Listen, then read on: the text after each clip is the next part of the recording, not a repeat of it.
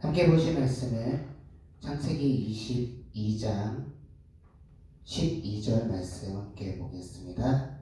창세기 22장 12절. 사자가 이르되 그 아이에게 내 손에 대지 말라. 그에게 아무 일도 하지 말라. 내가 내 아들 내 독자까지도 내게 아끼지 아니하였으니 내가 이제야 내가 하나님을 경외하는 줄을 아노라. 아멘. 같이 기도하겠습니다. 하나님 감사합니다. 예배 자리 가운데 말씀을 보게 하시고 특별히 우리가 자리로 함께 모이지 못할지라도 이렇게 함께 말씀을 보며 하나님 알아계신 감사드립니다.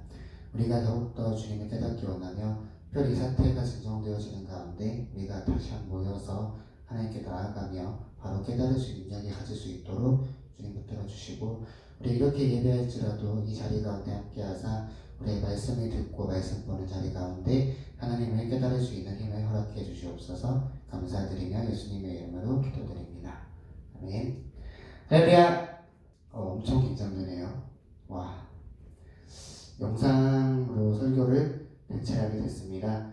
이제 코로나 사태가 상당히 지금 심각해진 상황 가운데 있고요. 특별히 이제 집단활동 함께 모여서 식사를 하거나, 특별히 이제 신체적 접촉이 있거나, 침을 튀길 일이 대놓고 침을 뱉지는 않겠죠.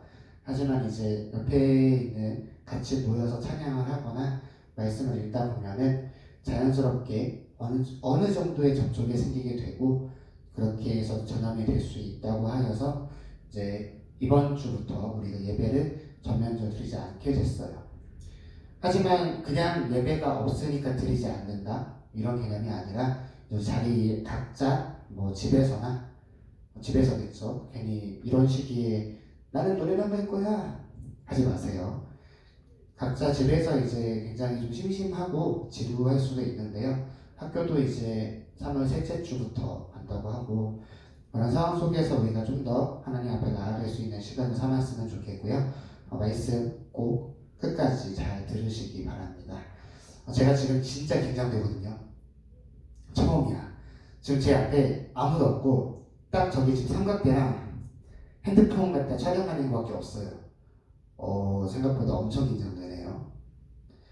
하지만 그래도 열심히 함께 나눠봤으면 좋겠습니다.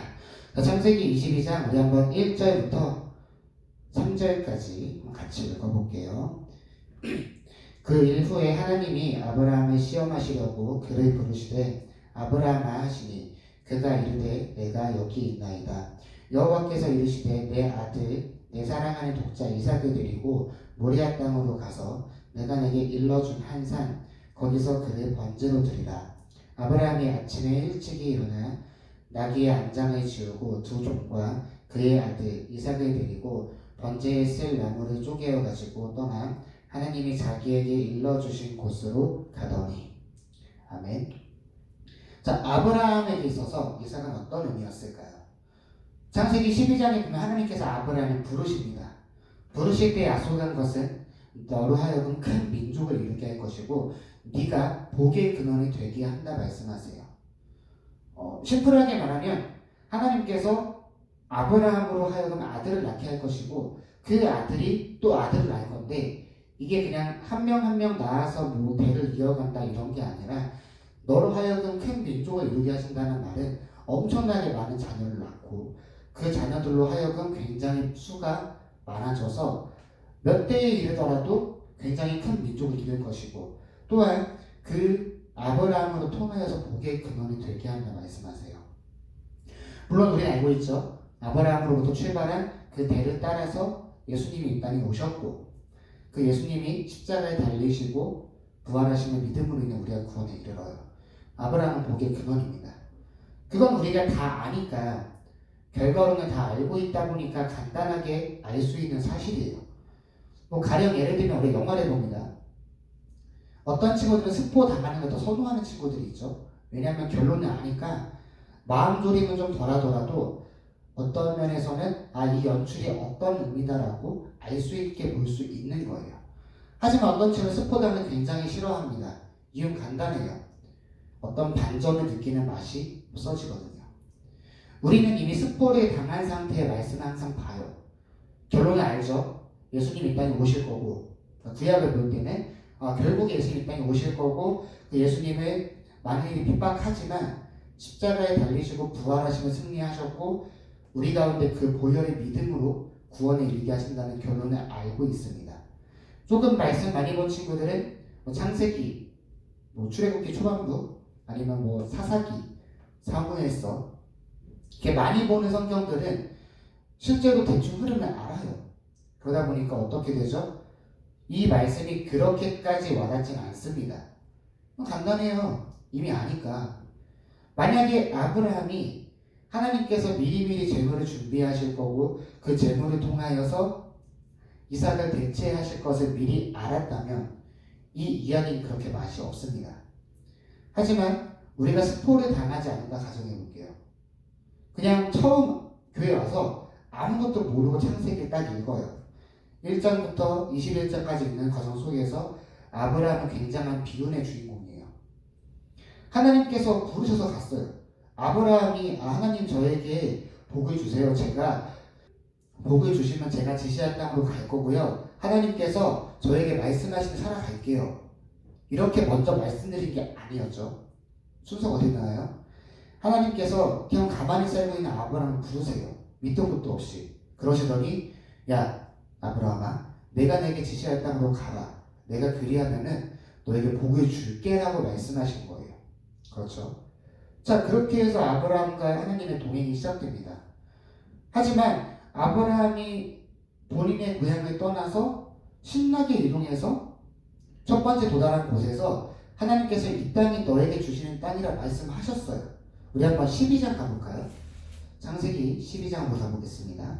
자, 창세기 12장 6절에서 7절까지 한번 같이 볼게요. 아브라함이 그 땅에 지나 세겜 땅 모래 상줄에 나무에 이르니 그때 가나안 사람이 그 땅에 거주하였더라. 여호와께서 아브라함에게 나타나 이르시되 내가 이 땅을 내 자손에게 주리라 하신지라. 자기에게 나타나신 여호와께 그가 그곳에서 제단을 쌓고. 뭐래요? 분명히 하나님께서 그 땅을 아브라함에게 준다 말씀하세요. 그런데 10절 같이 보면은 그 땅에 기근이 들었으므로 아브라함이 애굽에 거류하려고 그리로 내려갔으니 이는 그 땅의 기근이 심하였음이라. 아멘. 이렇게 말씀하죠. 아브라함은 최초부터 뭔가 꼬이고 시작합니다. 우리 지지난주 말씀이었었는데요. 멀쩡히 살아가던 아브라함을 하나님께 부르셨고 그 부르심에 따라 갔더니 이 땅이래요.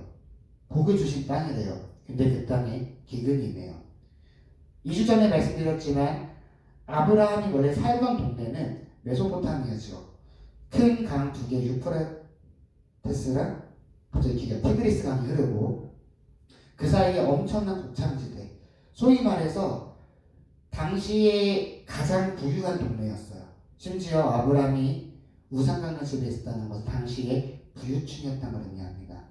그냥 가만히 살면 배불리 먹고 잘 살고 행복하게 살 아브라함을 하나님이 부르셨거든요. 그러더니 이제 이 땅에 살 거래. 이 땅은 너에게 복을 주는 땅이래. 그런데 그 땅에 가보니까 기근이 임합니다. 그래서 아브라함은 도망가요. 자, 일일이 읽어보진 않겠지만 아브라함이 그 자녀를 받기까지 하나님께 주신다 하셨으니까 금방 주시면 되는데 금방 안 주세요. 굉장히 긴 시간을 통하여 기다려서 받은 아들이 이삭입니다. 긴장되네.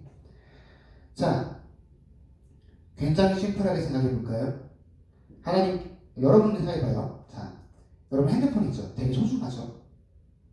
수련회 가서 핸드폰 뺏으면은 여러 번 겪은 이제 고3, 고2 친구들은 이제 익숙해요. 친한 친구들은 그냥 갈 때부터 그냥 미리 내면 안 돼요? 하는 친구들이 있죠. 하지만 그 친구들이 중1 때 어땠을까요? 핸드폰 내수양은 아주 정색이 됐었어요. 지금 이제 중학교 친구 마찬가지예요. 수련회 가서 핸드폰 내려가면은 뭐야 왜 내 걸 뺏어가? 하지만 우리가 그 폰을 낼 수 있는 건 뭐죠? 수련회가 재미있기 때문도 있겠지만 현실적인 이유는 뭘까요? 간단해요. 수련회만 끝나면 주잖아. 만약에 그 핸드폰을 수련회 끝나고 안 준대. 이러면 좀 딜레마가 생기겠죠. 제가 뭔데 내 폰을 뺏어가. 난 뭐 SNS도 해야 되고 게임도 해야 되고 그놈의 배그도 해야 되고 뭐 노래도 들어야 되고 연예인도 사진도 엄청 모아놨는데 다 뺏어간다 그러네. 짜증이 나겠죠. 자, 그런데 만약에 여러분의 부모님이 그렇게 핸드폰을 뺏기고 오면은 새거 최신형 핸드폰 뭐 요즘에 S20 뭐 등등 나오고 있잖아요. 사주시겠대. 그러면은 되게 쿨하게 폰 줄 거예요.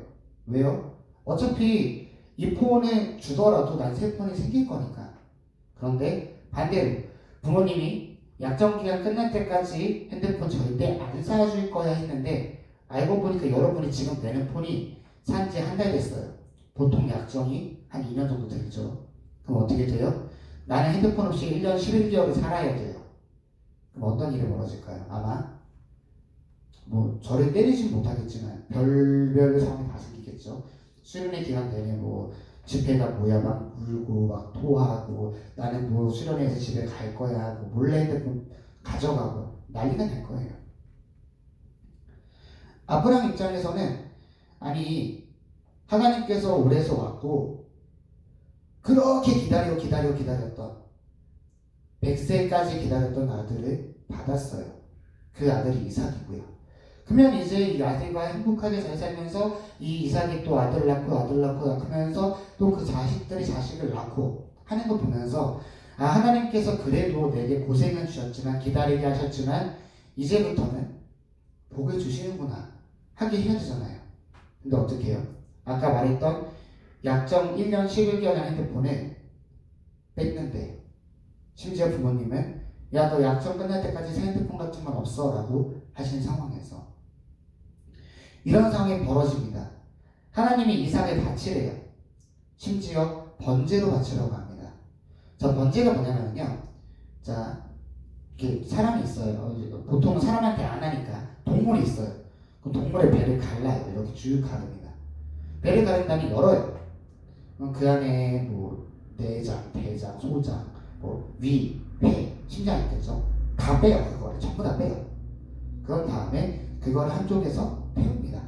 그리고 그 시체도 태워요. 적용해 보겠습니다. 이삭을 데려와 두어요. 배를 가릅니다. 100세에 얻은 아들 이삭의 배를 갈라요. 그리고 어떻게 해요? 그 배를 가른 다음에 거기서 끝나는 것도 아니에요. 그 안에 있는 내장들을 다 꺼냅니다. 통상 동물이 이제 그렇게 도축할 때 한 방에 죽지 않아요. 예전에 이제 여러분 중에는 없겠다. 저는 옛날에 이제 한 8년 전에 몽골을 갔었어요. 몽골을 갈 때 양을 죽이는 걸 보여주더라고요. 양의 배를 빡 가르고 이제 피가 나오기 시작하는데 얘가 한참 살아있습니다. 동물도 마찬가지로 배를 가른다 해서 즉사하진 않아요. 물론 쇼크로 해서 정신을 의식을 잃어버리지만 그렇다 해서 그 자리에 죽진 않습니다. 쉽게 말하면 상체로 사람의 배를 갈라요. 대박 아프겠죠. 심지어 그 살아있는 아들의 내장을 갈라 꺼내야 돼요. 굉장히 잔인한 이 번제를 하나님 앞에 자식을 드리라 하세요. 일단 애초에 뭐 100세에 얻었건 몇 살에 얻었건 이런 자체가 말이 안 될 만큼 서글픈 일이에요. 여러분 핸드폰 놓고 여러분 망치로 때리라 그래요. 될까요? 보통 같으면 미쳤다고 하겠죠. 그 미친 이야기를 하나님께서 지금 아브라함에게 지시하신 거예요. 그런데 아브라함이 3절에서 봤던 것처럼 말씀하시고 다음날 아침에 일찍 일어나서 그냥 갑니다. 하나님 잠깐만요. 제가 2, 3일 고민해 볼게요. 이럴 수도 있겠죠. 이게 간단한 일이 아니잖아요. 가벼운 일도 아니에요. 솔직히 말하면 저 같으면 안 합니다. 정사 이러면 안 되지만 저 같으면 못할 것 같아요. 어떻게 드립니까? 제가 이 아이를 어떻게 얻었는데요? 땡깡도 부려보겠죠. 어쩌면 정말 안 될까요? 하긴 할 텐데 잠깐만요. 기다려봐요. 하면서 내심 내가 하루 이틀 버티면 하나님 용서 봐주지 않을까, 물르지 않을까 생각할 수도 있습니다. 그런데 아브라함은 쿨하게 다음날 아침에 일찍 일어나서 가요. 그리고 우리 한번 5절에서 6절까지 또 읽어볼게요. 이에 아브라함이 종에게 이르되 너희는 나귀와 함께 여기서 기다리라. 내가 아이와 함께 저기 가서 예배하고 우리가 너희에게로 돌아오리라 하고 아브라함이 이에 번제나무를 가져다가 그의 아들 이삭에게 지우고 자기는 불과 칼을 손에 들고 두 사람이 동행하더니. 아멘. 자, 좀 이상한 말을 합니다. 같이 간 모든 동행꾼들 다 거기 있으라 하고 본인과 이삭만 하나님 앞에 나아간다 그래요. 근데 조금 이상한 말을 하죠. 우리 5절 한 번 더 볼까요? 5절 중간에 보니까 내가 아이와 함께 저기 가서 예배하고, 어디까지는 오케이, 그쵸? 아까 뭐랬죠? 하나님께서 번제 드리라 해서 이삭을 데리고 갔어요. 이제 번제 드릴 거예요. 그런데 그 뒤에 뭐라 그래요? 내가 아이와 함께 저기 가서 예배하고 너희에게로 돌아오리라라고 말합니다. 뭐 이게 뭐 가정해 보자면 거기 같이 있는 사람들은 모르니까 아직 거기 있는 사람들한테 야 내가 가서 이 아들 번제 드릴 거야 말릴까봐 야 그게 아니야. 난 저기 가면 있을 거니까 대충 가서 하고 올게. 이렇게 그들을 안심시키고자 둘러댔을 수도 있지만 사실 이따가 히브리서 같이 보겠지만 아브라함은 믿고 있었어요. 약간 말도 안 되죠? 지금 배로 가르고 내장을 빼고 불로 태울 건데 아브라함은 뭐라 그래요? 내가 아이와 함께 돌아오리라라고 말씀하죠. 이야기합니다. 자, 그런 이후에 8절 같이 볼게요. 8절 같이 읽겠습니다. 아브라함이 이르되 내 아들아 번제할 어린 양은 하나님이 자기를 위하여 친히 준비하시리라 하고 두 사람이 함께 나아가서. 아멘. 자, 이삭이 물어봐요. 아버지 지금 여기 나무도 가져가고 다 가져가는데 이상한데 번제할 양이 없네요. 어떻게 하려고 하세요? 그러니까 아브라함이 아까 우리가 읽었던 것처럼 뭐라고 얘기해요? 하나님께서 친히 준비하시리라 라고 이야기합니다. 자, 여기서 오해하면 안 되는 게요. 그러면은 애초에 아브라함이 생각하기를 하나님께서 야 이삭을 분명히 약속하신 아들이고 이 아들을 통해서 그 대가 완성되리라 말씀하셨는데 바치라 하실 리가 없잖아. 이건 날 시험하는 거야. 어떻게? 어린 양을 미리 준비시킬 거고 난 이삭을 데려가서 하는 신용만 하면 하나님께서 아브라함아 멈춰라 이러시면서 말리시고 그 준비한 어린 양을 딱 주시면서 너가 휴한 거 잘 봤는데 내가 그 믿음 볼게 이렇게 말씀하실 거라 생각했다고 봐야 될까요? 우리 이에 대해서는 히브리서 같이 가볼게요. 과연 이런 내용일까요? 아브라함이 뭔 생각을 했는지 히브리서 기자는 확실하게 보여주고 있는데요. 11장 17절에서 19절까지 함께 같이 보겠습니다. 아브라함은 시험을 받을 때에 믿음으로 이삭을 드렸으니 그는 약속들을 받은 자로 돼 그 외아들을 드렸느니라. 자, 여기서 키포인트예요. 그들에게 이미 말씀하시기를 내 자손이라 칭할 자는 이삭이라 말미암으리라 하셨으니 그가 하나님이 등이 이삭을 죽은 자 가운데서 다시 살리실 줄로 생각한지라. 비유컨대 그를 죽은 자 가운데서 도로 받을 것이라라고. 아브라함 뭐였냐면 진짜 죽이러 간 거예요. 하나님께서 예비하시리라 이 고백이 단순하게 야 우리가 지금 스포당에서 아는 것처럼 여호와 이레를 준비하신 하나님께서 그 어린 양을 준비하셨고 그 뿌리 나무에 걸린 어린 양을 미리 예비하신 상태에서 아브라함이 죽이기 직전까지 가면은 멈춰라 아브라함아. 우리야 다 알고 있으니까 어떻게 너무 단순한 이야기지만 아브라함은 그런 개념이 아니었어요. 진짜 죽이러 간 거예요. 진짜 죽일 거였어요. 그리고 실제로 진짜 죽이려 합니다. 우리 한번 창세기 22장 돌아와서 9절에 10절 하나님이 그에게 일러주신 곳에 이른지라 이에 아브라함이 그곳에 제단을 쌓고 나무를 버려놓고 그의 아들 이삭을 결박하여 제단 나무 위에 놓고 손을 내밀어 칼을 잡고 그 아들을 잡으려 하니. 아멘. 뭐래요? 정말 잡으려 한 거예요. 그러더니 11절에 가서 여호와의 사자가 하늘에서부터 그를 불러 이르시되 아브라함아 아브라함아 하시는지라. 아브라함이 이르되 내가 여기 있나이다. 진짜 죽이기 직전까지 가니까는 부르십니다. 그리고 12절 오늘 본문에처럼 하나님께서 내 독자 이삭도 아끼지 아니하는 모습을 보시고 너희 믿음 본다 말씀하세요. 자, 우린 하나님 믿는다라고 고백하고 살아갑니다. 그렇죠? 우리 매 순간마다 하나님 믿는다라고 고백하며 기도하고요. 예수님의 이름으로 기도드립니다. 아멘.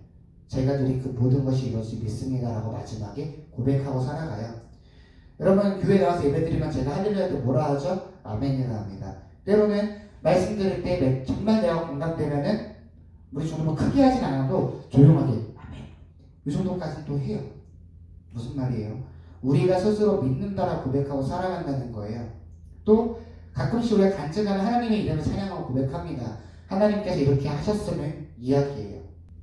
근데 중요한 게 뭐냐면요, 우리의 믿음이 자꾸만 오늘 아브라함이 보여주는 것처럼 하나님께서 분명히 그렇게 하실 분이다 믿는 이런 개념으로 가는 게 아니라 어떻게 해요?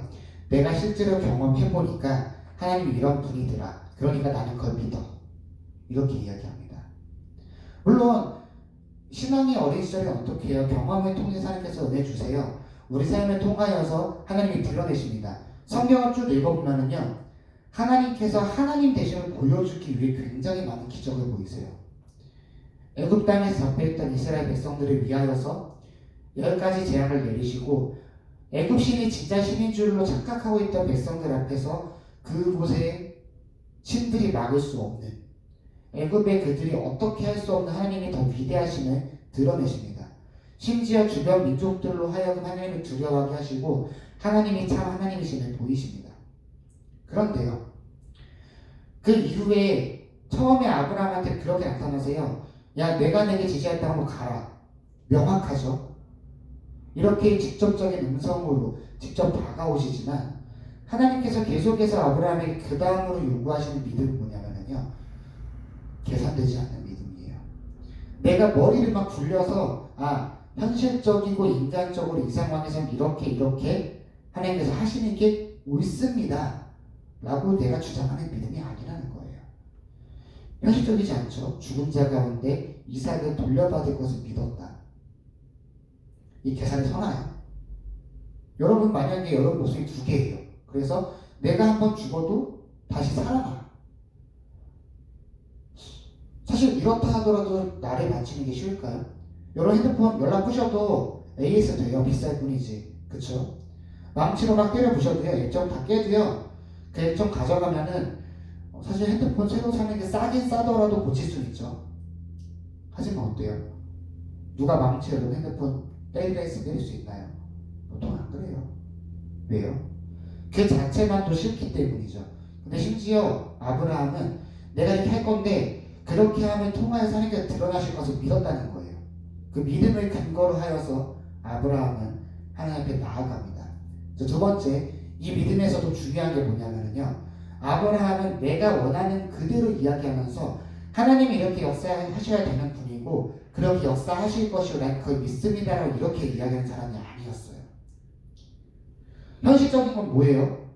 내가 이삭을 죽이려 할 때 그때에 오늘 본문에 보여주는 것처럼 멈춰라 하시고 그 양을 보여주시는 게 우리가 진짜 많이 머리 굴려보면 찾을 수 있는 답이거든요.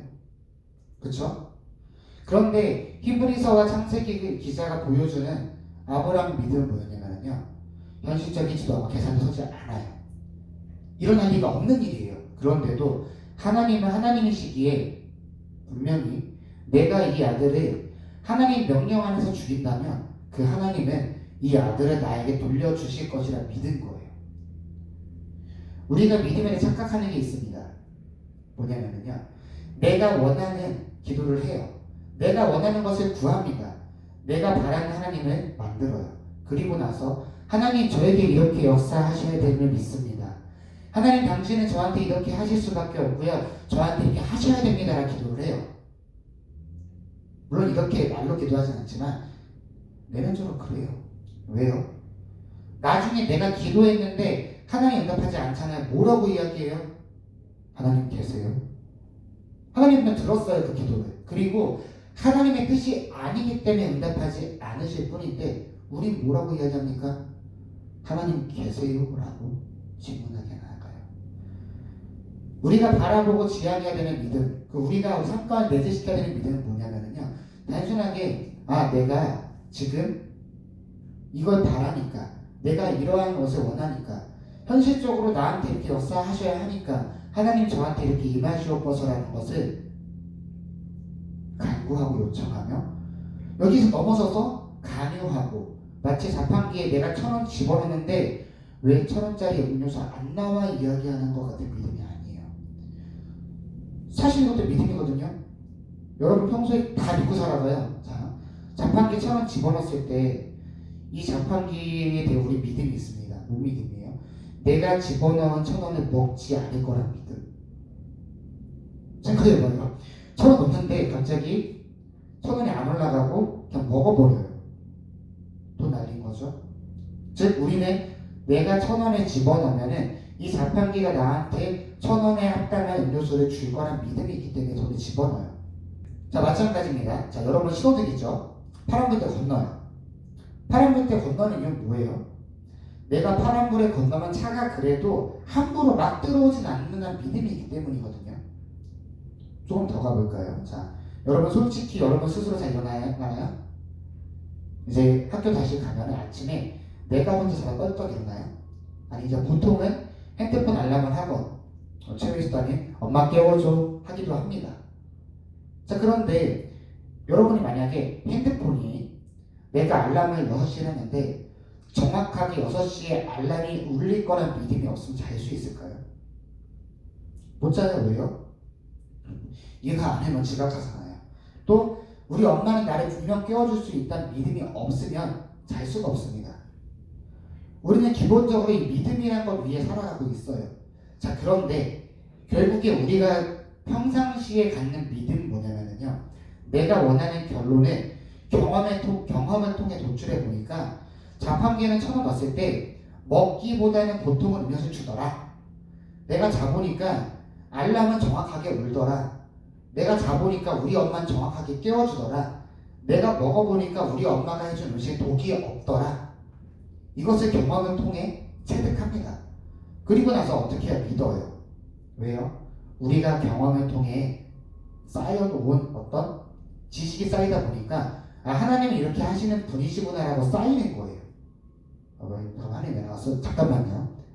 자판기는 나한테 이렇게 하는 존재라는 것이 쌓여서 믿음이 형성됩니다. 근데 하나님께서 우리한테 요구하시는 믿음은 뭐냐면요, 이런 합리적 계산 앞에서 세워진 믿음이 아니에요. 최근 코로나 때문에 굉장히 사실 힘들죠. 지금 제가 이렇게 영상을 찍고 있을 정도로 사실 굉장히 힘들어요. 전 더 힘들어요. 죽을 것 같아요. 너무 떨리고 굉장히 민망해요. 여러분들 이렇게 보고 싶기 굉장히 이제 처음은 아니어도 이렇게 보고 싶어 하게 될 줄 몰랐어요. 여기 앉아있는 여러분 얼굴이 굉장히 선하게 눈에 평상시에 졸던 친구들까지 생각나네요. 큰일 났네요. 자, 그런데 재밌는 건 뭔지 아세요?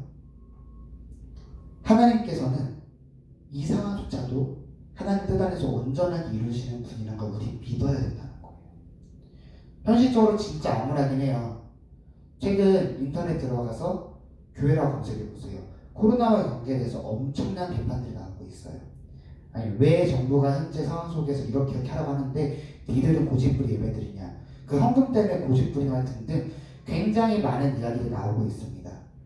심지어 수원 쪽의 생명샘교회, 하여튼 그 교회에서는 단체로 지금 학생들이 코로나에 걸리는 상황이 발생하고 있죠. 그러다 보니까 솔직히 사회적으로 굉장히 많은 지탄을 받고 있고요. 막말로 우리 전도의 문이 더 막히고 있어요. 심지어 이제 앞으로 우리 또 하나 두려워해야 돼요. 신천지는. 왜요?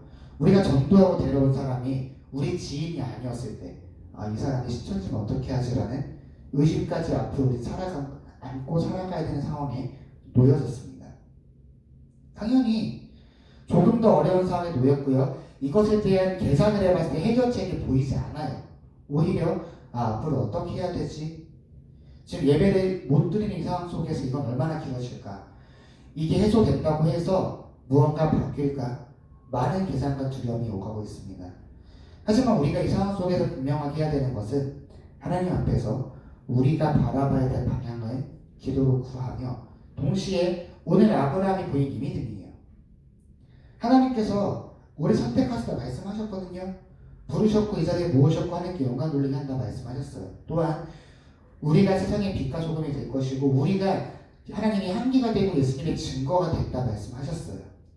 또한 오늘 제가 찍는 기준으로 보면 제가 금요일날 찍고 있거든요. 제가 금요일 큐티 올린 걸 보시면은 예수님께서는 제자들이 부르실 때 그것을 감당할 능력을 주십니다.